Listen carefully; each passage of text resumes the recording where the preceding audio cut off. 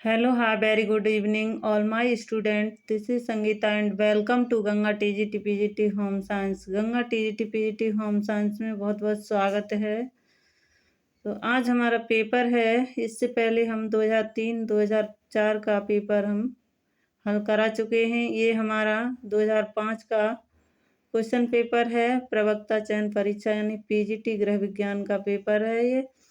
इसका निर्धारित समय है 2 घंटे और जो पूर्णांक होता है 425 अंक का होता है और इसमें कुल प्रश्न होते हैं वो 125 प्रश्न होते हैं। तो हम देखते हैं पहला प्रश्न हमारा क्या है और हमें अपनी पढ़ाई को जारी रखना है। 16 तारीख का यानी असिस्टेंट प्रोफेसर का भी एग्ज़ाम है और हमारा भी ये एग्ज़ाम होगा ही होगा। तो हम अपना पहला प्रश्न देखते हैं। पहला प्रश्न क्या है, देखिए पहला प्रश्न। तो शीशा बनता है, शीशा किससे बनता है? तो सल्फर व बालू से बनता है कि नाइट्रोजन व चूने से बनता है? बालू बोरिक एसिड व फील्ड स्पर से बनता है? बालू सिलिका व लाइमस्टोन से बनता है? तो ये बालू सिलिका और लाइमस्टोन से बनता है। जो हमारा शीशा है बालू सिलिका लाइमस्टोन इनसे बनता है। अगला क्वेश्चन है क्वेश्चन नंबर 2। बच्चों के स्कूली वस्त्र के लिए निम्न में से किस गुण पर ध्यान दिया जाता है? तो पक्का रंग, संद्रत, सौंदर्य, अवशोषकता, उपयुक्त सभी। तो ये उपयुक्त इसका राइट आंसर होगा चौथा यानी 4, उपयुक्त सभी। पक्का रंग भी होना चाहिए और अवशोषकता भी और सांद्रता भी, ये सभी होनी चाहिए। अगला क्वेश्चन है क्वेश्चन नंबर 3 यानी निम्न में से न्यायाधीश की कौन सी विधि सरल व व्यवहारिक है? तो सौउद्देश्य निर्देशन, नंबर 2 व्यवस्थित दैव निर्देशन, नंबर 3 मिश्रित निर्देशन, नंबर 4 दैव निर्देशन। तो इसका राइट आंसर होगा जो दूसरा होगा व्यवस्थित दैव निर्देशन। अगला क्वेश्चन है क्वेश्चन नंबर 4। गृह विज्ञान प्रसार का उद्देश्य है महिलाओं में आत्मनिर्भरता के गुणों का विकास करना, परिवार के दृष्टिकोण में परिवर्तन लाना, महिलाओं के दृष्टिकोण में परिवर्तन लाना, महिलाओं के दृष्टिकोण में परिवर्तन लाना, परिवार के दृष्टिकोण में परिवर्तन लाना, महिलाओं के दृष्टिकोण में परिवर्तन लाना, उपयुक्त सभी। तो इसका राइट आंसर होगा उपयुक्त सभी। अगला क्वेश्चन देखते हैं क्वेश्चन नंबर 5। प्रौढ़ शिक्षा लोगों के लिए लाभकारी है क्योंकि इससे वे अपने बच्चों की शिक्षा में रुचि लेंगे, वे अपने को अधिक समृद्ध बना सकेंगे, प्रत्येक व्यक्ति अखबार पढ़ सकेगा और चौथा है वे परिवार नियोजन के लाभ समझेंगे। तो इसका राइट आंसर है जो सबसे बेस्ट है समृद्धि। ये पॉजिटिव वर्ड है तो इसका राइट आंसर होगा सबसे बेस्ट यानी दूसरा। अगला क्वेश्चन देखते हैं क्वेश्चन नंबर 6 वाला। विश्व स्वास्थ्य दिवस मनाया जाता है, तो विश्व स्वास्थ्य दिवस कब मनाया जाता है? तो 11 जुलाई को विश्व स्वास्थ्य दिवस मनाया जाता है। 8 मार्च को महिला दिवस मनाया जाता है। अगला क्वेश्चन देखते हैं। पोस्टर होते हैं श्रव्य साधन, दृश्य साधन, श्रव्य दृश्य साधन, उपयुक्त सभी। तो श्रव्य साधन जो हम सुन सकते हैं वो श्रव्य साधन है, दृश्य जो देख सकते हैं, और श्रव्य दृश्य इसमें सुन व देख दोनों सकते हैं। तो इसका राइट आंसर पोस्टर पूछा है वो दृश्य साधन है, देख ही सकते हैं। अगला क्वेश्चन है क्वेश्चन नंबर 8। व्यक्तिगत संपर्क विधि है प्रसार शिक्षा की, कार्यक्रम योजना की, घर घर घूमने की, उपयुक्त में से किसी की भी नहीं। तो ये जो इसका राइट आंसर है वो है ए यानी प्रसार शिक्षा की। Question number 9। ब्रेल की विधि से अंधे पढ़ सकते हैं, याददाश्त अच्छी होती है, कंप्यूटर की एक प्रणाली है, अंधे देख सकते हैं। तो ये अंधे पढ़ सकते हैं, इसका ये राइट आंसर है। अगला क्वेश्चन है क्वेश्चन नंबर 10 गृह विज्ञान प्रसार शिक्षा के अंतर्गत निम्न विषय आता है। गृह विज्ञान प्रसार शिक्षा के अंतर्गत कौन सा विषय आता है? तो देखते हैं आहार और पोषण, भूगोल, सैन्य विज्ञान, इतिहास। ये तो कोई आता नहीं है, ना भूगोल आता है, ना इतिहास, ना सैन्य विज्ञान। इसका राइट आंसर होगा ए आहार एवं पोषण। अगला क्वेश्चन है 11 प्राथमिक स्वास्थ्य केंद्र का कार्य नहीं है। प्राथमिक स्वास्थ्य केंद्र का कार्य नहीं है चिकित्सा सेवा, स्वास्थ्य, शिक्षा प्रसार और संक्रमण रोग नियंत्रण या आर्थिक विकास। तो इसका राइट आंसर ये तो तीनों है, चिकित्सा सेवा भी है, स्वास्थ्य शिक्षा प्रसार भी है, संक्रामक रोग नियंत्रण भी है। जो आर्थिक विकास है वो प्राथमिक स्वास्थ्य केंद्र का नहीं है, तो इसका राइट आंसर हो जाएगा यानी थर्ड। अगला क्वेश्चन देखते हैं, क्वेश्चन नंबर 12 क्वेश्चन है यानी श्रव्य दृश्य साधन है। श्रव्य दृश्य साधन अभी हम बता चुके थे, टेप रिकॉर्डर। टेप रिकॉर्डर का मतलब होता है रिकॉर्ड करना, यानी तो उसमें हम सुन ही सकते हैं। दूरदर्शन जैसे कि टीवी हम देख भी सकते हैं, सुन भी सकते हैं। रेडियो, स्लाइड्स हम जैसे कि फोटो डाल देते हैं, बदल बदल के आते रहते हैं, वही हमारी स्लाइड्स होती हैं। और इसमें जो राइट आंसर होगा श्रव्य दृश्य वो दूसरा होगा, दूरदर्शन। अगला क्वेश्चन देखते हैं, क्वेश्चन नंबर 13 प्रत्येक सामुदायिक विकास खंड में कितने प्राथमिक स्वास्थ्य केंद्र होते हैं? प्रत्येक सामुदायिक विकास खंड में प्राथमिक स्वास्थ्य केंद्र पूछे तो कितने होते हैं? तो वो होते हैं 1, 3, 5 या 7। प्रत्येक समुदाय विकास खंड में 7 प्राथमिक स्वास्थ्य केंद्र होते हैं। कितने? 7 प्राथमिक स्वास्थ्य केंद्र होते हैं। अगला क्वेश्चन है 14 धन कैसा साधन है? धन मानवीय साधन है या अमानवीय है? मानवीय व अमानवीय दोनों है। तो मानवीय होता है जो मानव में निहित हो, ज्ञान है उसकी योग्यता है और रुचि, ये सभी मानवीय में आते हैं। और जो अमानवीय में वो आते हैं जो हम देख सकते हैं, उठा सकते हैं, छू सकते हैं, वो सब अमानवीय में आते हैं। तो जो धन को हम देख भी सकते हैं, उठा भी सकते हैं, छू सकते हैं सभी, तो इसका राइट आंसर होगा दूसरा यानी अमानवीय। पैसा कैसा साधन है? अमानवीय। और निकोल डार्सी ने यानी समय को अमानवीय बताया है और ग्रास एवं कैंडल ने मानवीय। अगला क्वेश्चन देखते हैं, क्वेश्चन नंबर 15 उत्तम गृह सज्जा के लिए अनिवार्य सौंदर्य बोध, कीमती साधन, अत्यधिक मेहनत, परिवार के सदस्यों की अधिक संख्या। तो इसमें सौंदर्य बोध अनिवार्य है गृह सज्जा के लिए, तो इसका राइट आंसर होगा ए। अगला क्वेश्चन देखते हैं 16 लंबा दिखने के लिए क्या जरूरी है? तो चौकोर डिजाइन के वस्त्र उपयुक्त होते हैं, धारीदार डिजाइन के वस्त्र उपयुक्त होते हैं, बड़ी डिजाइन वाले प्रिंट उपयुक्त होते हैं, चौड़े बॉर्डर वाली साड़ी उपयुक्त होती हैं। तो चौड़ी बॉर्डर वाली भी हमें मोटा दिखाएगी, छोटा दिखाएगी, प्रिंट बड़े प्रिंट वाली भी छोटा मोटा दिखाएगी, और जो चौकोर हैं वो भी छोटा मोटा दिखाने की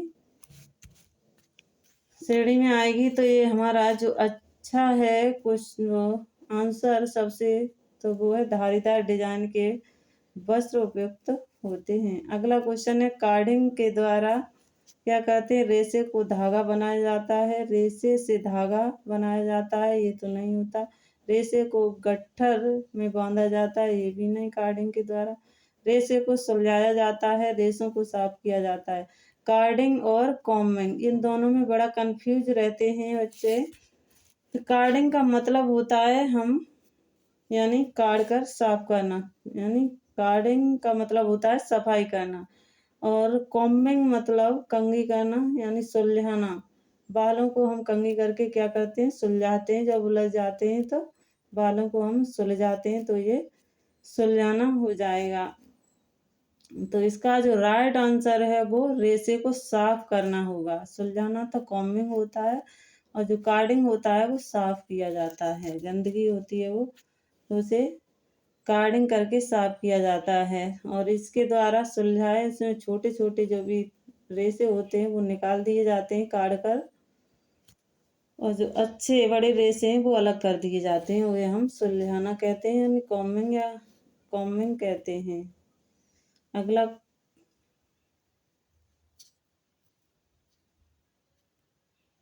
कॉम्बिंग मतलब कंघी करना। हाँ, अगला है क्वेश्चन नंबर 18। ड्राफ्टिंग के द्वारा कपड़े सिलने के लिए कटाई की जाती है। कपड़े से पहले कपड़े पर निशान लगाया जाता है, कपड़े की सिलाई की जाती है, नाप के अनुसार कागज पर परिधान का चित्र बनाया जाता है। तो ये नाप के अनुसार कागज पर परिधान का चित्र बनाया जाता है, इसका राइट आंसर होगा चौथा।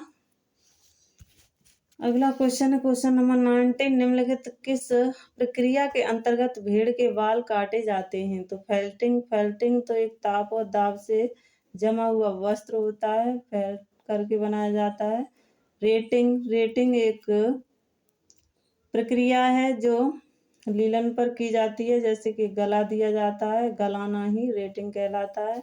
स्काउरिंग ये ऊन की सफाई के लिए, और जो शेयरिंग होता है जो भेड़ से बाल काटे जाते हैं शेयरिंग द्वारा। अगला क्वेश्चन है 20। किस रंगाई की विधि में मोम का प्रयोग किया जाता है? किस रंगाई की विधि में मोम का प्रयोग किया जाता है? तो skin painting, tie and tie, stencil painting, batik. तो जो इस बाटिक होती है इसमें मोम का प्रयोग किया जाता है, अवरोधक लगा दिया जाता है जिस जगह हम डिजाइन बनाते हैं। Question number 21। कृत्रिम रेशे के अंतर्गत निम्नलिखित कपड़े आते हैं। खादी के कपड़े, ये भी नहीं होगा। हैंडलूम के कपड़े, सातूत के शाल, ये तो हमने सुना ही नहीं है। खादी के कपड़े तो हैं सूती होते हैं। जो ये पूछ रहा है कृत्रिम, तो कृत्रिम होता है वो नायलॉन के कपड़े। क्वेश्चन नंबर 21 का है थर्ड सही है। अगला क्वेश्चन है नायलॉन के कपड़े। 22।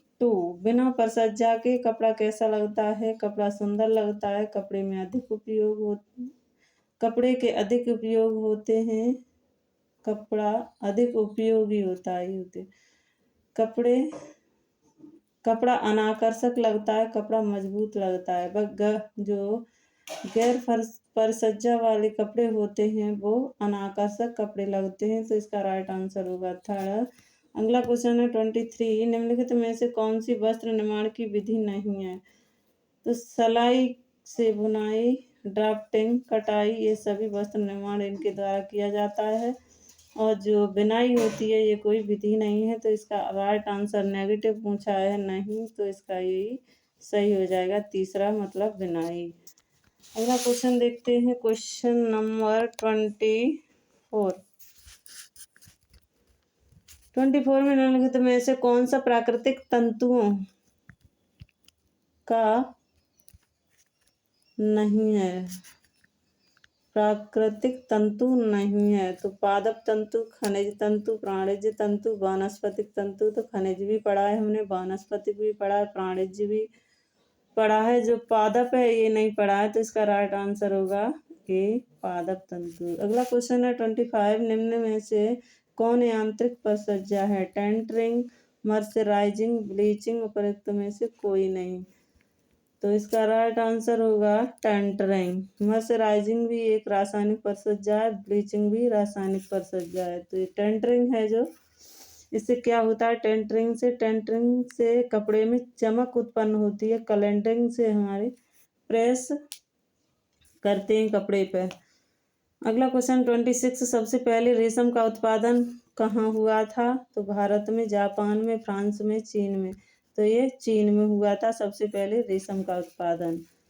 और उसके बाद जापानी लोग माचिस की तीली में कुछ कीड़े ले गए थे, तो वो उन्होंने अपने वहाँ जाके व्यापार शुरू कर दिया था, चुरा के ले गए थे वो भी।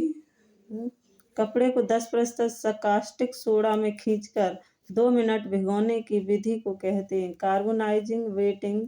कार्बोनाइजिंग ऊन पर होने वाली परिचर्या, वेटिंग ये रेशम पर होने वाली परिचर्या है। और जो मर्सराइजिंग है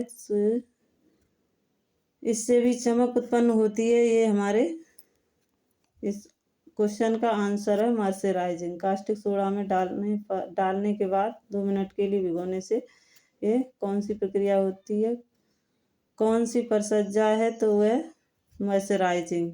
अगला क्वेश्चन है 28। साइकोसेक्सुअल थ्योरी दी गई है, तो किसने दी है? सिगमंड फ्राइड ने, एरिक एरिक्सन ने, पियाजे ने। तो सिगमंड फ्राइड ने दी है। एरिक एरिक्सन का मनोसामाजिक, पियाजे का संज्ञानात्मक, बंडूरा का सामाजिक अधिगम सिद्धांत है।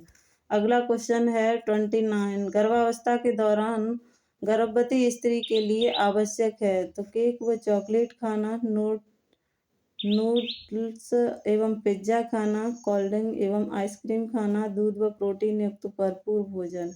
तो दूध व प्रोटीन युक्त भरपूर भोजन खाना ही हमारे गर्भवती के लिए लाभदायक है, ये सभी स्वास्थ्य के लिए हानिकारक हैं तीनों।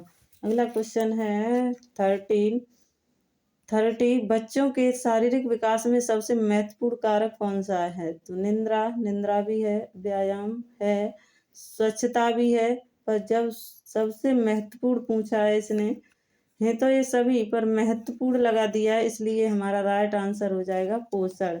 इसका राइट आंसर होगा पोषण यानी थर्ड।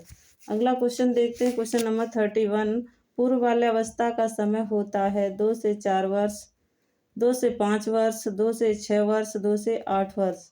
तो इसका राइट आंसर हो जाएगा 2 से 6 वर्ष। अगला क्वेश्चन है 32, गृह व्यवस्था के निर्धारक हैं आयोजन, नियंत्रण व मूल्यांकन।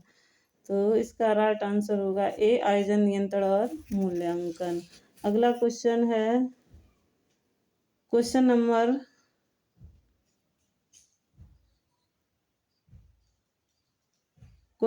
नंबर घरेलू आय व्यय को संतुलित करने के लिए निम्न उपाय आवश्यक हैं।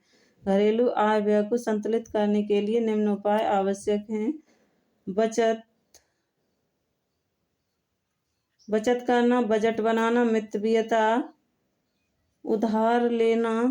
तो इसका राइट आंसर होगा वो होगा बजट बनाना, यानी दूसरा इसका सही हो जाएगा। अगला क्वेश्चन है 34, 3 मूल रंगों में से के अंतर्गत कौन से 3 रंग आते हैं। 3 मूल रंगों के अंतर्गत कौन से 3 रंग आते हैं। नारंगी, हरा, पीला, नारंगी, पीला, नारंगी, हरा, पीला ये तो सेकेंडरी रंग है, पीला है वो प्राइमरी रंग है। नीला, पीला, लाल ये सभी हमारे प्राइमरी रंग है। इसका राइट आंसर होगा दूसरा, यानी नीला, पीला और लाल ये भी सभी सेकेंडरी रंग है। अगला क्वेश्चन है 35, निम्नलिखित में से किसका तात्पर्य किसी प्लान के अंतिम परिणाम से है। तो मैनेजमेंट का, मूल्यांकन का, प्लानिंग का, उपरोक्त में से किसी का भी नहीं। तो इसका राइट आंसर होगा दूसरा, मूल्यांकन का। अगला क्वेश्चन देखते हैं, क्वेश्चन नंबर 36, पारिवारिक जिंदगी का एक महत्वपूर्ण अंग है। पारिवारिक जिंदगी का एक महत्वपूर्ण अंग है, वो क्या है। तो संसाधन है, समय है, प्रबंधन है या वैल्यू है। तो इसका राइट आंसर होगा वैल्यू हमारे पारिवारिक जिंदगी का एक महत्वपूर्ण अंग है। अगला क्वेश्चन देखते हैं, क्वेश्चन नंबर 37, इकेबाना पुष्प सज्जा है भारतीय, जापानी, अमेरिकी या उपरोक्त में से कोई नहीं। तो ये हमारी जापानी परिसज्जा है, पुष्प सज्जा है। सही, जापानी हमारी पुष्प सज्जा है। अगला क्वेश्चन है क्वेश्चन नंबर 38,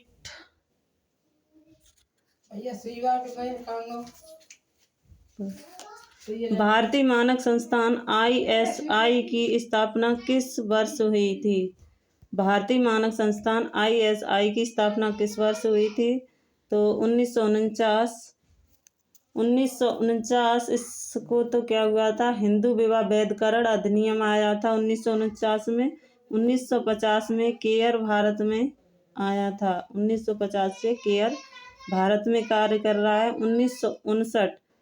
1959 में हमारा क्या, लज्जित पापड़ जो उद्योग शुरू हुआ था वो 1959 में शुरू हुआ था। 1966 में इसका नामकरण हुआ था, वो भी किसके द्वारा, उसे जो पंजीकृत किया था वो था बॉम्बे पब्लिक ट्रस्ट अधिनियम।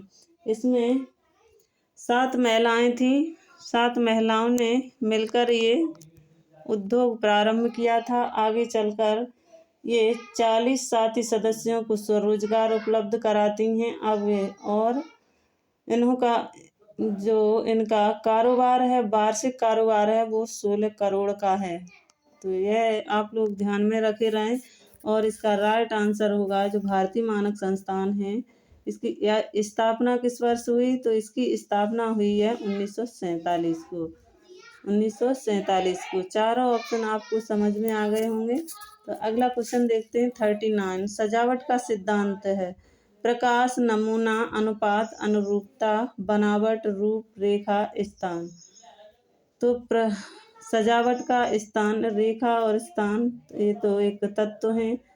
बनावट, रूप ये भी तत्व है, और ये प्रकाश, नमूना ये भी तत्व में आते। अनुपात और अनुरूपता इसका सिद्धांत है सजावट का। इसका राइट आंसर होगा दूसरा, यानी अनुपात एवं अनुरूपता। अगला क्वेश्चन है क्वेश्चन नंबर 40। योजना में व्यक्तिगत उद्देश्य निर्णयों की श्रृंखला होती है जो एक दूसरे पर निर्भर है। यह किसका कथन है? योजना व्यक्तिगत उद्देश्य निर्णयों की श्रृंखला होती है,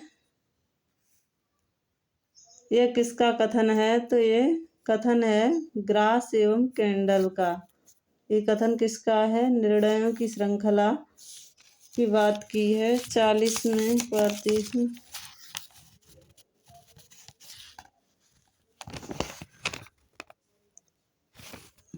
ग्रास एवं कैंडल ही है, सही है। अगला क्वेश्चन है 41। राष्ट्रीय बचत पत्र किसके द्वारा जारी किए जाते हैं? बैंक, पोस्ट ऑफिस, जीवन बीमा, उपरोक्त सभी। तो ये पोस्ट ऑफिस द्वारा जारी किए जाते हैं। अगला क्वेश्चन है क्वेश्चन नंबर 42। शरीर की मास्टर ग्लैंड है? तो पिट्यूटरी ग्रंथि, एडिनल ग्रंथि, सलाइवरी ग्रंथि, लिम्फेटिक ग्रंथि। तो ये इसका राइट आंसर होगा वो ए होगा, पिट्यूटरी ग्रंथि। इससे कितने हार्मोन निकलते हैं? तो इससे पूरे 9 हार्मोन निकलते हैं। यानी फर्स्ट से हमारा कौन सा निकलता है? फर्स्ट जो इसके 3 भाग होते हैं पिट्यूटरी ग्लैंड के, अग्रपक्ष और मध्य। तो फर्स्ट से कौन से निकलते हैं? वो निकलते हैं हमारे, पहला है वृद्धि हार्मोन, दूसरा है यानी प्रोलैक्टिन हार्मोन, तीसरा कौन सा है? तीसरा है थायराइड स्टिमुलेटिंग हार्मोन, और चौथा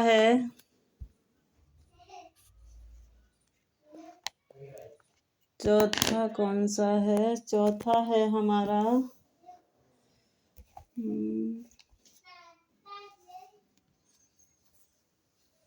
ल्यूटेनाइजिंग हार्मोन और फॉलिक। ये चौथा कौन सा है? एक मिनट।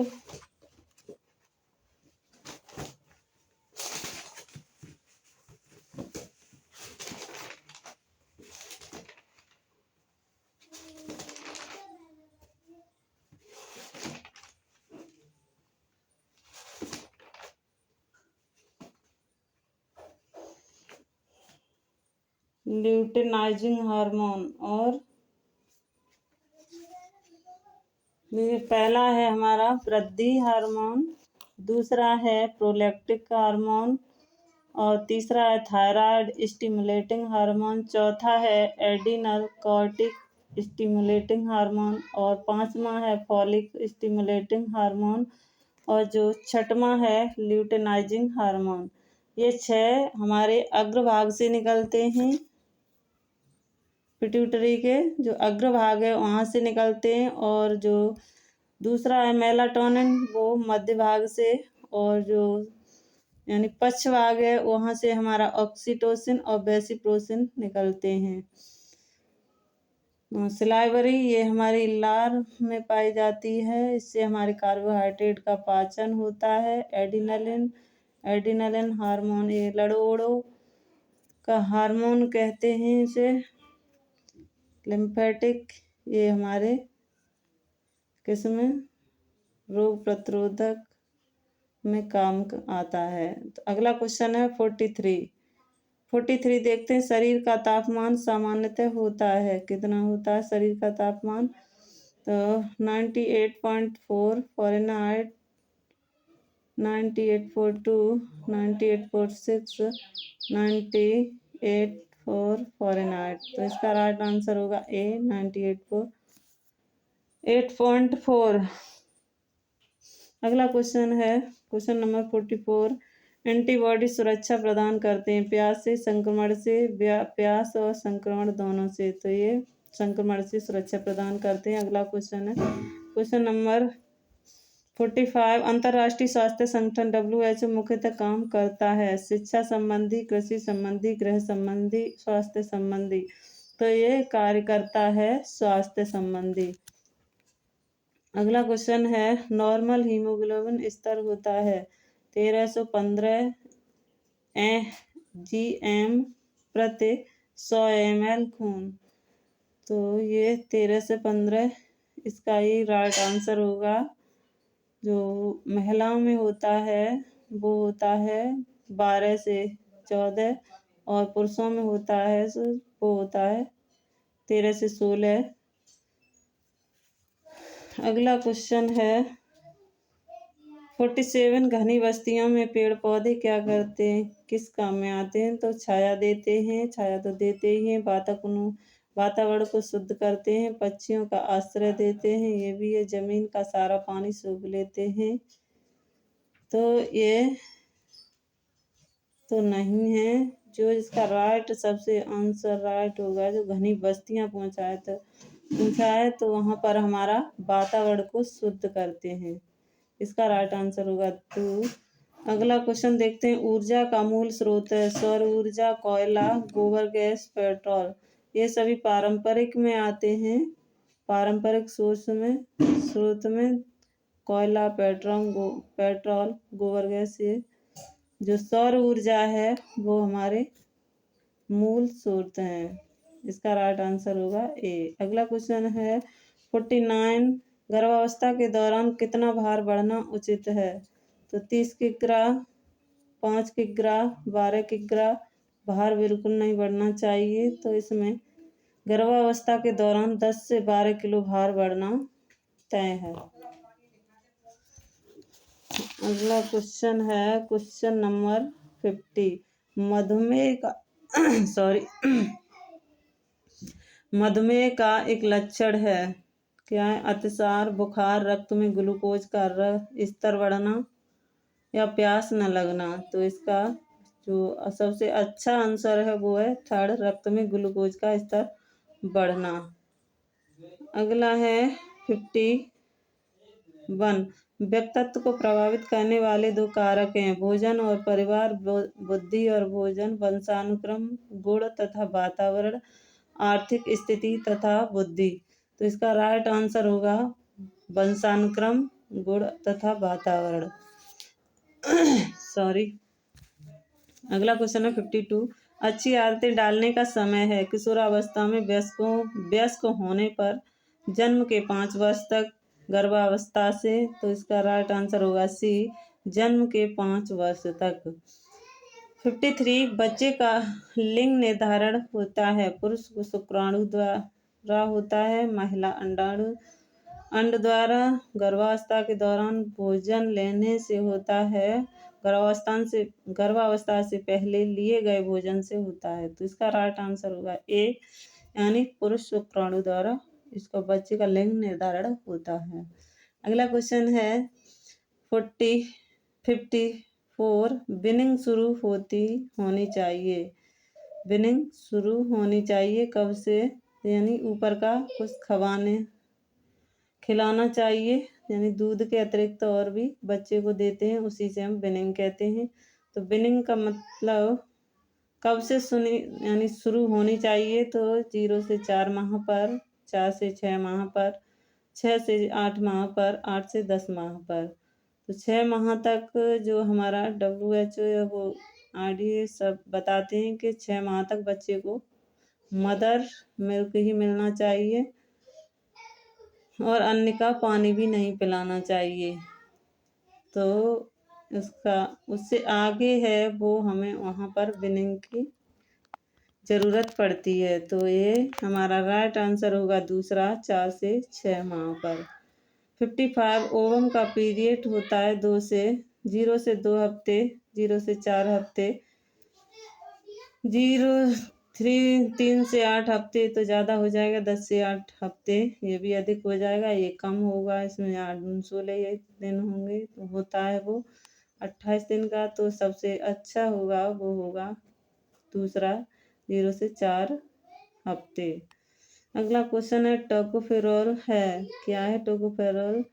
एक रासायनिक विटामिन के रासायनिक नाम है, वो इसे विटामिन ई। टोकोफेरोल क्या है? तो विटामिन ई है। और इसका क्या है रासायनिक नाम? विटामिन ए का रेटिनॉल, विटामिन बी का थायमिन, विटामिन सी का एस्कॉर्बिक एसिड।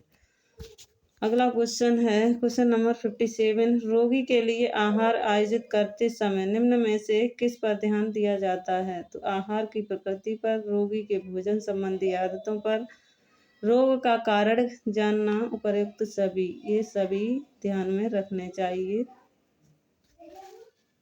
रोगी के आहार की प्रकृति भी देखनी चाहिए, रोगी की भोजन संबंधी आदतें भी, रोगी का कारण भी जानना चाहिए, सब देखने चाहिए। अगला क्वेश्चन है गर्भवती महिला को प्रतिदिन अतिरिक्त कैलोरी की आवश्यकता है, तो कितनी आवश्यकता है प्रतिदिन? 200, 400, 500, 300। ये पहले वाला है, जो अभी का है वो 350 होनी चाहिए। जो गर्भावस्था में गर्भवती महिला को 350 अतिरिक्त कैलोरी लेनी चाहिए।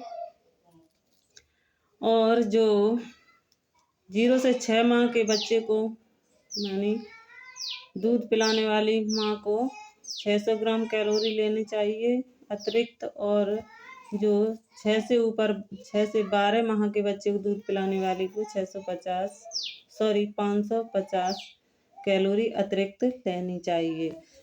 आगे देखते हैं 59, 1 ग्राम कार्बोहाइड्रेट से पाई जाने वाली ऊर्जा है, तो 4 कैलोरी, 9 कैलोरी, 6 कैलोरी, 20 कैलोरी। तो 4 कैलोरी इसका राइट आंसर होगा। 9 कैलोरी हमें वसा देती है और 4 कैलोरी हमें प्रोटीन देती है। 4.1 वो कहीं 4.2 भी आता है, 4.1 और 2 दिया होता है। कार्बोहाइड्रेट और प्रोटीन बराबर हमें ऊर्जा मिलती है।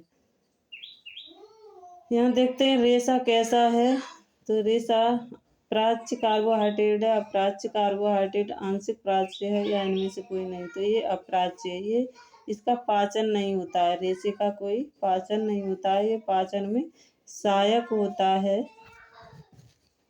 अगला क्वेश्चन है, ये हो गया 61, शरीर में ऊर्जा का प्रमुख स्रोत क्या है? तो वसा, कार्बोहाइड्रेट, प्रोटीन, उपरोक्त सभी। इसमें प्रमुख पूछा है, वैसे तो अधिक पूछा जाए तो हम वसा लगाएंगे, प्रमुख पूछा जाए तो हम कार्बोहाइड्रेट लगाएंगे। तो इसका राइट आंसर होगा वो कार्बोहाइड्रेट ही होगा, क्योंकि प्रमुख पूछा है, प्रमुख स्रोत कौन सा है? तो वो कार्बोहाइड्रेट है। अगला क्वेश्चन है 62, रतौंधी निम्नलिखित पौष्टिक तत्व की कमी से होती है, तो किसकी कमी से होती है? Vitamin C, vitamin D, vitamin B1, vitamin A. तो इसका राइट आंसर होगा तीसरा यानी विटामिन ए। विटामिन सी की कमी से हमें एस्कॉर्बिक एसिड यानी स्कर्वी रोग हो जाता है, जो दांतों में खून आने लगता है। विटामिन डी की कमी से रिकेट्स और ऑस्टियोपोरोसिस जो वृद्धों में होता है, और ऑस्टियोमलेशिया जो इसमें यानी वयस्कों में होता है, ये रोग हो जाते हैं। बच्चे में रिकेट्स होता है। और विटामिन बी की कमी से हमें बेरी हो जाता है। तो आज के लिए बस इतना ही, वीडियो अधिक लंबी हो रही है, तो थैंक यू सो मच। और इस वीडियो के बाद हमें फीडबैक अवश्य दें, ये कैसी लगी, कैसे क्या कमी है वो हमें अवश्य बताएं।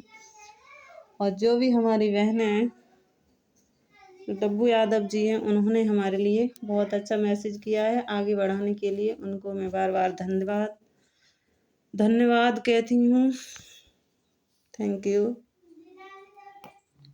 So much.